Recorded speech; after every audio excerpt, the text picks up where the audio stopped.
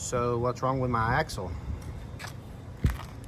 Deere 9030, be 95 or 9630, double reduction axle.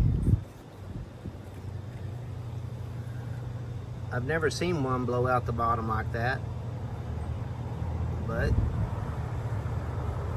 most of the time what happens to these is the inner bearing fails, which then it can crack the axle housing and it will put metal into the differential section typically.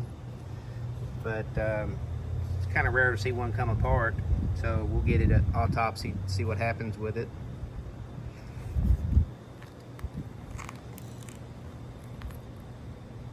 If the final drives are good, we'll get it sent to the rebuild shop.